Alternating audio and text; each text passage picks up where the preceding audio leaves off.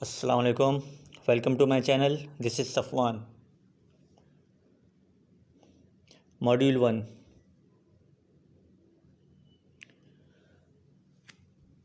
Course outline part A basics of English language.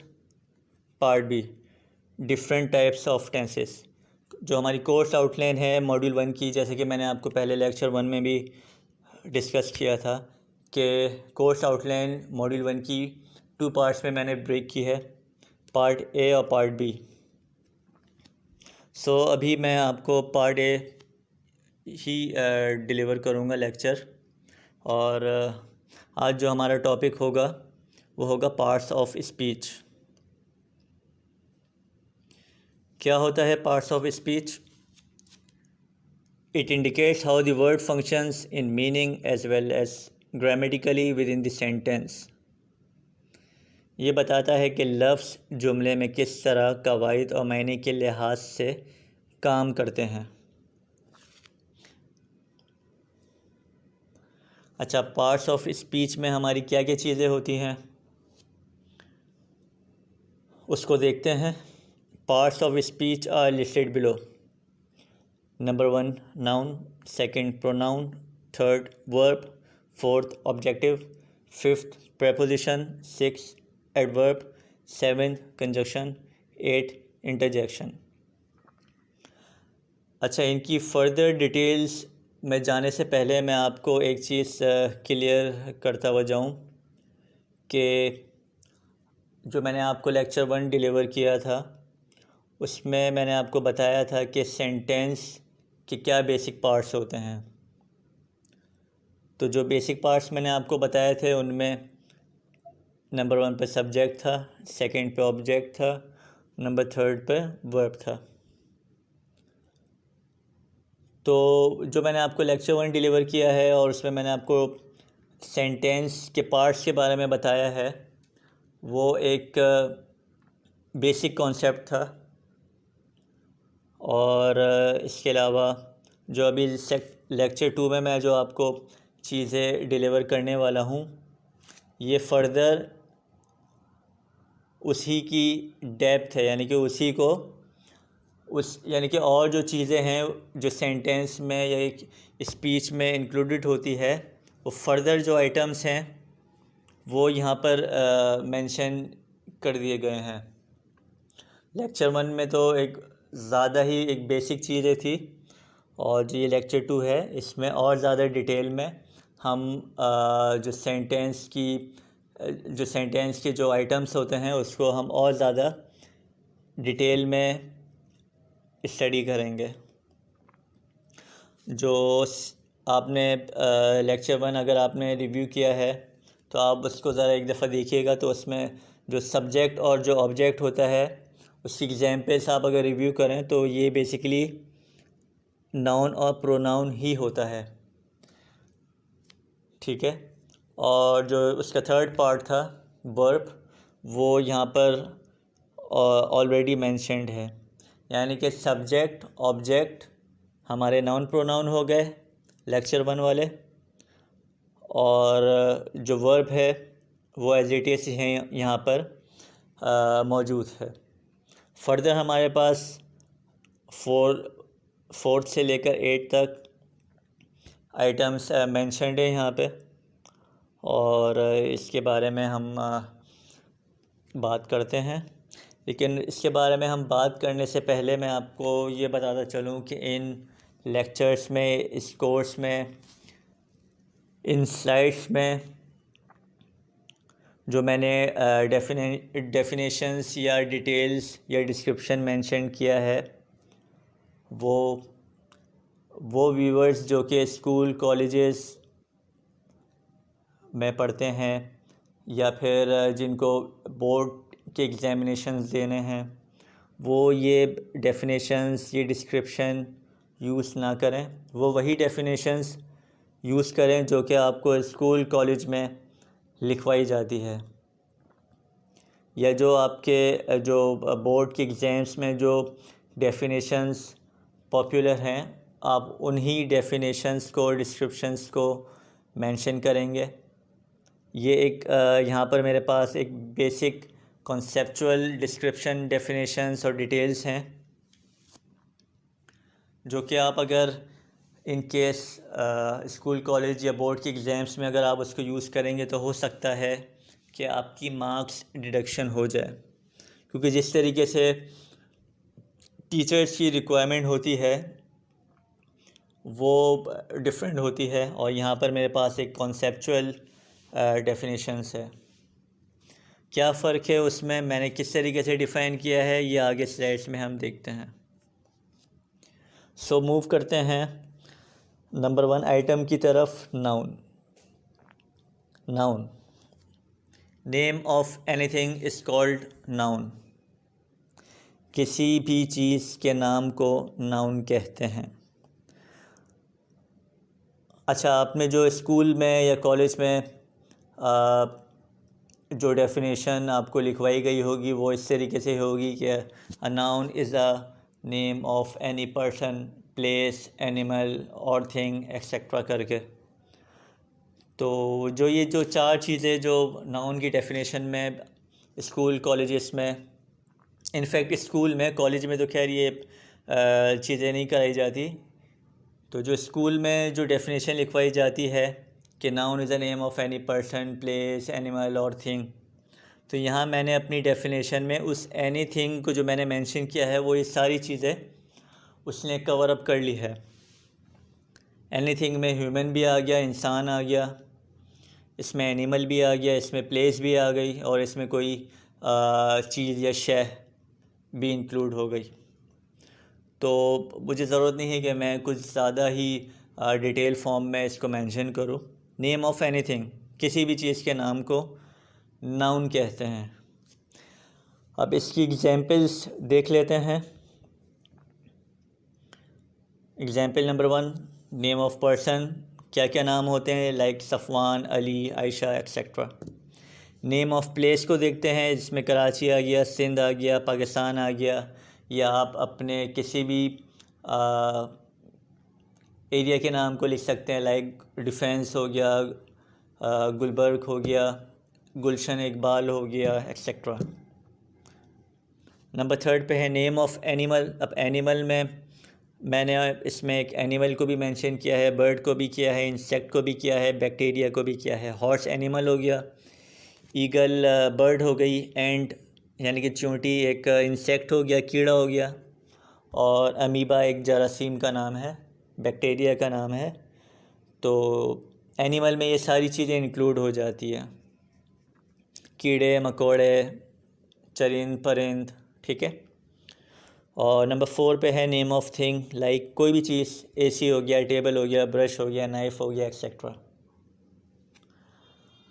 अच्छा, noun की further और classifications होती हैं, टाइप्स होती हैं, तो हम उस डिटेल की तरफ अभी करंटली नहीं जाएंगे, उसको डिस्कस नहीं करेंगे। वो इंशाल्लाह फ़र्दर आगे के लेक्चर्स में मैं इसकी और फर्दर क्लासिफिकेशन को आपसे डिस्कस करूँगा। अभी फ़िलहाल इसका टाइम नहीं है कि मैं नाउन की जो क्लासिफिकेशंस है वो मैं आपको अभी एट द मोमेंट इस पर कोई लेक्चर करूं।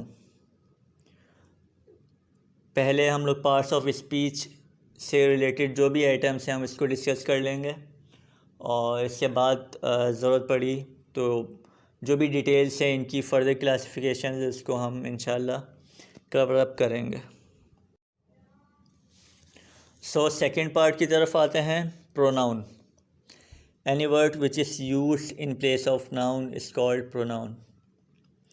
वो लफ्ज़ जो नाउन के बदले में इस्तेमाल हो प्रोनाउन कहलाता है, ठीक है। लाइक आप किसी भी नेम के रिप्लेसमेंट में प्रोनाउन को यूज़ कर लें। एग्जाम्पल्स, सबसे पहले तो हम प्रोनाउन की एग्जाम्पल्स देख लेते हैं, फिर इसके बाद मैं आपको ब्रीफ करता हूँ। Examples of pronoun: I, we, you, he, she, they, it. अच्छा, ये जो बेसिक प्रोनाउंस हैं इनकी फ़र्दर अपनी भी एक ब्रांचेस हैं, या इनके अपने भी फ़र्दर प्रोनाउंस हैं, लाइक आई की जो फर्दर ब्रांचेस है या प्रोनाउंस है वो मी, माई या माइन हो गया। वी का अस हो गया। यू से योर हो गया। ही, शी, हिज, हिम, हर हो गया। दे, देयर हो गया। इट, दिस या डैट हो गया। अच्छा, मैं आपको बता रहा था कि नाउन की रिप्लेसमेंट में हम लोग प्रोनाउन को यूज़ करते हैं। लाइक हम कोई भी नेम है, लाइक अली एक नाम हो गया, ठीक है ना। हम अली की जगह ही को यूज़ कर लेंगे या अली की जगह हम यू को यूज़ कर लेंगे, ठीक है ना। लाइक मैं अली से बात कर रहा हूँ ना, तो मैंने अली को बोला कि Ali Ali is a good boy, ठीक है। अली के सामने ही मैंने अली को बोला कि Ali is a good boy. तो ये थोड़ा सा अजीब सा लगता है इस तरीके से बोलना, तो हमने अली की जगह क्या कर दिया, यू कर दिया, और हमने इसको बोला कि you are a good boy, ठीक है ना।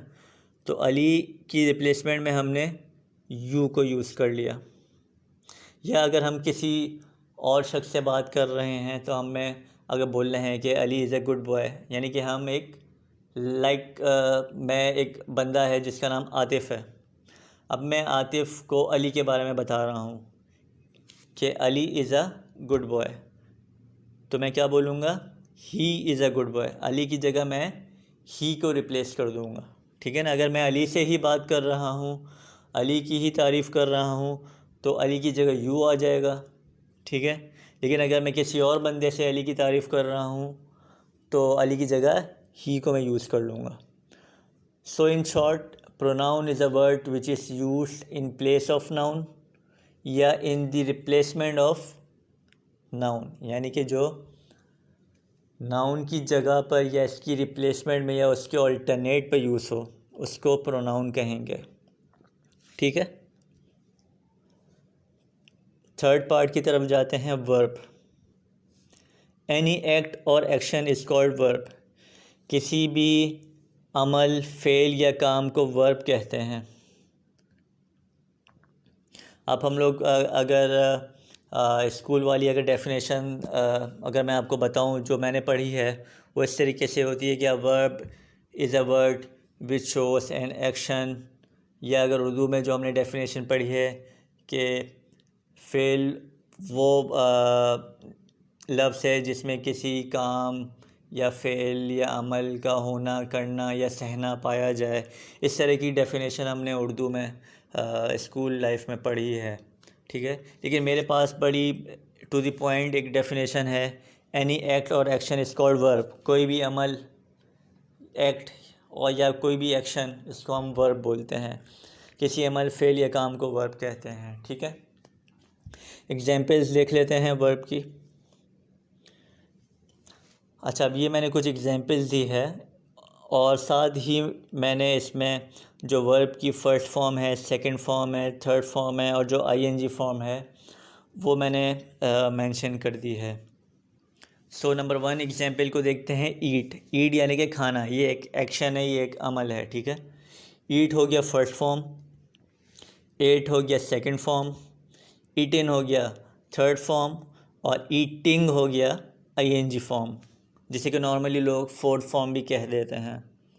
इसी तरीके से एग्जाम्पल सेकंड है रन, यानी कि भागना। ये एक एक्शन है, एक अमल है। फर्स्ट फॉर्म हो गया रन, सेकंड फॉर्म रैन हो गया, थर्ड फॉर्म अगेन रन हो गया, आईएनजी फॉर्म रनिंग हो गया, ठीक है। एग्जाम्पल थर्ड में आ जाएं, क्राई यानी कि रोना या चीखना। फर्स्ट फॉर्म हो गया क्राई, सेकंड फॉर्म हो गया cried, third form again cried, और जो हमारी आईएनजी फॉर्म है यानी कि फोर्थ फॉर्म है वो हो गया क्राइंग। तो ये वर्ब की एग्जाम्पल है। और इसके बाद हम मूव करते हैं फोर्थ पार्ट की तरफ, जो कि है adjective. A word which shows quality of noun is called adjective. वो लफ्ज़ जो नाउन की खासियत को ज़ाहिर करे एडजेक्टिव कहलाता है, ठीक है ना। कि एग्जाम्पल देख लेते हैं तो आपको और फर्दर समझ में आ जाएगा। Examples of adjective. टॉल यानी कि कोई लंबा, एक क्वालिटी है। फेयर यानी कि गोरा, एक क्वालिटी है। गुड अच्छा, एक क्वालिटी है। फैट मोटा यानी कि एक क्वालिटी है, etcetera. Examples 1, Talha is a tall boy. Talha लंबा लड़का है, ठीक है ना, तो ये क्वालिटी हो गई। इसी तरीके से she has a fair complexion, ठीक है, तो ये भी एक क्वालिटी हो गई कि उसकी साफ रंगत है, ठीक है ना। Sir Safwan is a good teacher, ठीक है, तो ये एक क्वालिटी आ गई। गुड होना एक क्वालिटी हो गई, अच्छा यानी कि। Elephant is a fat animal, ठीक है, एलिफेंट एक हाथी एक मोटा जानवर है, फैट एक क्वालिटी हो गई। सो पार्ट 5 की तरफ हम मूव करते हैं, जो कि है adverb. Adverb a word which shows quality of verb, ठीक है ना, वो लफ्ज़ जो वर्ब की खासियत को ज़ाहिर करे एडवर्ब कहलाता है। क्या एग्जाम्पल्स हैं इसकी? फास्ट, ठीक है, यानी कि तेज़। स्लोली यानी कि आहिस्ता। क्विकली यानी कि तेज़ी से। नाइसली यानी कि अच्छे से। Examples. Example 1, he runs fast. Fast इसमें क्या हो गया? एडवर्ब हो गया। क्यों? क्योंकि ये क्वालिटी है किसकी? वर्ब की। रन क्या है? भागना क्या है? वर्ब है, एक्शन है। अब इस भागने की क्या क्वालिटी है? तेज़, यानी कि तेज़ भागना, ठीक है, तो quality of verb is called adverb. अब भागने की क्या क्वालिटी है कि भाई तेज़ भाग रहा है, फास्ट एक शो कर रहा है क्वालिटी को। एग्जाम्पल 2, शी वॉक्ड स्लोली, वो आहिस्ता चलती है, तो इसमें जो स्लोली हो गया वो एडवर्ब हो गया, क्योंकि ये क्वालिटी है किसकी? चलने की, वॉक की, ठीक है। नंबर 3 पे, दे विल मूव क्विकली, वो लोग जल्दी मूव कर जाएंगे, शिफ्ट हो जाएंगे यानी कि। तो क्विकली इसमें एडवर्ब हो गया, और मूव होना एक एक्शन है, ठीक है, तो ये एक्शन बेसिकली वर्ब है। तो ये वर्ब की जो क्वालिटी है क्विकली, जल्दी से, ये एडवर्ब हो गया। Number 4, sir Safwan teaches nicely, sir Safwan अच्छा पढ़ाते हैं, तो नाइसली इसमें अच्छा हो गया, एक क्वालिटी हो गई, एडवर्ब हो गया। और जो टीच है वो एक एक्शन हो गया। टीचेस यानी कि टीच एक एक्शन हो गया, एक वर्ब हो गया, तो ये एक वर्ब की क्वालिटी हो गई। इसको हमने क्या बोल दिया? एडवर्ब बोल दिया। सो नेक्स्ट पार्ट की तरफ आते हैं, जो कि है प्रीपोजिशन। क्या डेफिनेशन है इसकी? A word that is used before noun pronoun is called preposition. वो लफ्ज़ जो नाउन प्रोनाउन से पहले इस्तेमाल हो प्रीपोजिशन कहलाता है। एग्जाम्पल्स देखते हैं इसकी। Example of preposition: on, to, under, at, over, etcetera. Sentence देखते हैं इसके। Example 1, he is sitting on the chair, ठीक है ना, वो कुर्सी पर बैठा हुआ है। ऑन इसमें क्या हो गया? प्रीपोजिशन हो गया। Second, we are standing next to him, हम उसके बराबर में खड़े में हैं, ठीक है, तो इसमें टू क्या हो गया? प्रीपोजिशन हो गया। Number 3, the cat is hiding under the table, बिल्ली मेज़ के नीचे छुपी हुई है, ठीक है, तो इसमें जो अंडर हो गया वो प्रीपोजिशन हो गया। Number 4, they lost the ring at the beach, इन्होंने अंगूठी साहिल पे खोदी, ठीक है। एट इसमें प्रेपोजिशन हो गया। Number 5, Hafsa drove over the bridge.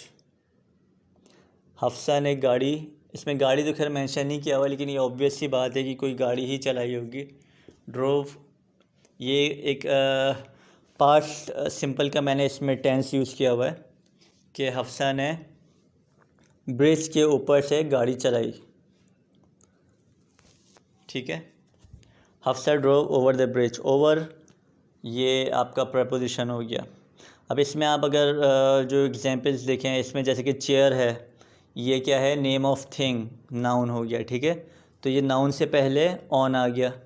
इसी तरीके से next to him, second example में हिम क्या है, प्रोनाउन है, तो हिम प्रोनाउन से पहले टू आ गया, प्रपोजिशन आ गया। इसी तरीके से जो नंबर 3 में है, अंडर द टेबल, टेबल क्या है, नाउन है, कोई चीज़ है, और टेबल से पहले अंडर आ गया, ठीक है। नंबर 4 पे है एट द बीच, बीच क्या है, कोई जगह है, नाउन है, और इस नाउन से पहले क्या आ गया, प्रपोजिशन आ गया, ठीक है। अब इसी तरीके से जो नंबर 5 है, इसमें है ओवर द ब्रिज, ब्रिज क्या है, चीज़ है कोई, और इस नाउन से पहले प्रपोजिशन आ गया, ओवर आ गया, ठीक है। तो अगर आप डेफिनेशन को देखें तो उसमें यही मेंशन है कि word that is use before noun और प्रोनाउन, तो ये नाउन और प्रोनाउन से पहले ही ये वर्ड, ये प्रपोजिशन यूज़ हो रहा है, ठीक है। सो पार्ट 7 की तरफ आते हैं, कंजंक्शन। क्या डेफिनेशन है इसकी, या क्या डिस्क्रिप्शन है इसका। A word that connects two और more sentences is called conjunction, यानी कि वो लफ्ज़ जो दो या ज़ायद जुमलों को साथ जोड़े कंजंक्शन कहलाता है। एग्जाम्पल्स देखते हैं इसकी। अब इसमें एग्जाम्पल्स है until, but, as soon as, unless, since, etcetera. किस तरीके से इन वर्ड्स को सेंटेंस में यूज़ किया हुआ है। Number 1 example, we will not go there until the rain is over. हम लोग वहाँ नहीं जाएंगे अनटिल, जब तक बारिश ख़त्म नहीं हो जाती, द रेन इज़ ओवर, ठीक है। Second part, second example, I went to his office, मैं उसके दफ्तर में गया, बट, लेकिन, he was absent that day, उस दिन वो गैर हाजिर था, एब्सेंट था, ठीक है। Number 3, he is going to buy a car, वो गाड़ी ख़रीदने वाला है, एज सून एज, जैसे ही गेट्स मनी, इसके पास पैसे आ जाते हैं, ठीक है। वो गाड़ी ख़रीदने वाला है जैसे ही इसके पास पैसे आ जाते हैं, या पैसे का बंदोबस्त हो जाता है।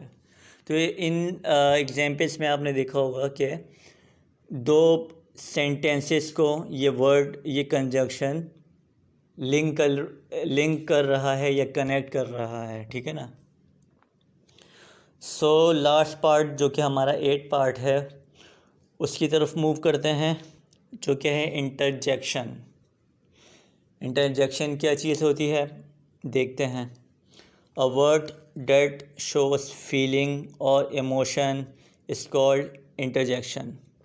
वो लफ्ज़ जो जज्बे को या एहसास को ज़ाहिर करें, इंटरजेक्शन कहलाता है। एग्जाम्पल्स की तरफ मूव करते हैं। क्या एग्जाम्पल्स है, hurray, oh no, wow, ah, etcetera. Examples देखते हैं, इनके सेंटेंसेस देखते हैं। Hurray, we have won the match, ये एक फीलिंग है, ये आपका एक इमोशन है, एक जज्बा है, एक एहसास है खुशी का कि आप मैच जीत गए और आप हुर्रे हुर्रे करके शोर मचा रहे हैं, ठीक है ना। सेकंड एग्जाम्पल की तरफ आते हैं। Oh no, I have lost my pen. Oh no एक परेशानी का एक परेशानी वाली फीलिंग है कि मेरा पेन खो गया। लाइक आप एग्ज़ाम्स में जा रहे हैं और अचानक से आपका पेन खो जाता है, तो एक परेशानी होगी आपको, ठीक है। Example third, wow it's a beautiful dress. ये भी एक फीलिंग है, एक इमोशन है। वाओ यानी कि आप एक्साइटेड हुए, आपको एक अच्छी फीलिंग आई, एक सरप्राइज़, एक प्लेजेंट सरप्राइज़ मिला, कोई आपने अच्छी चीज़ देखी। लाइक किसी खातून ने कोई अच्छा ड्रेस देखा तो बोला फ़ौरन ही ना, वाओ क्या ज़बरदस्त ड्रेस है।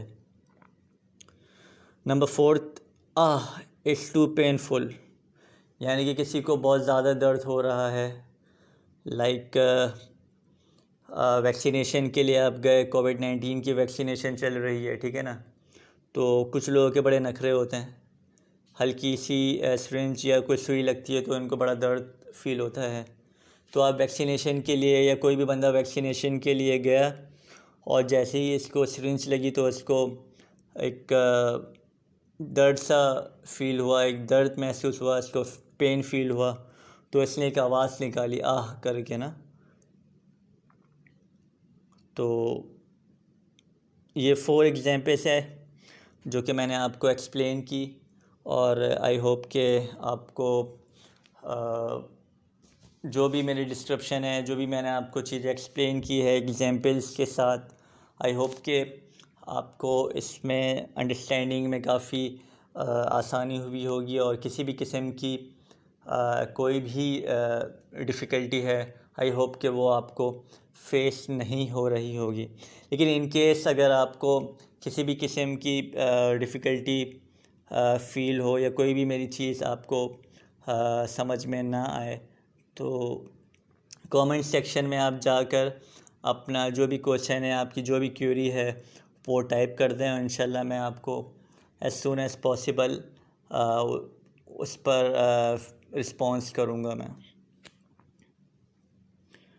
सो एट द एंड आप सब से रिक्वेस्ट है कि अगर आपको मेरा लेक्चर अगर अच्छा लगा है तो इस वीडियो को आप लाइक करें, कमेंट करें, अपने कॉन्टैक्ट्स में इसको शेयर करें, और इसके अलावा जो मेरा चैनल है इसको सब्सक्राइब कीजिए। जो भी बेल बटन आपको नज़र आ रहा है इसको प्रेस कीजिए, ताकि जो भी नोटिफिकेशंस है, जो भी मैं लेक्चर अपलोड करता हूँ, उसकी नोटिफिकेशन आप तक कन्वे हो जाए। सो मुझे इजाज़त दीजिए। थैंक यू वेरी मच, और अपना ख्याल रखिएगा। Take care. अल्लाह हाफ़िज़।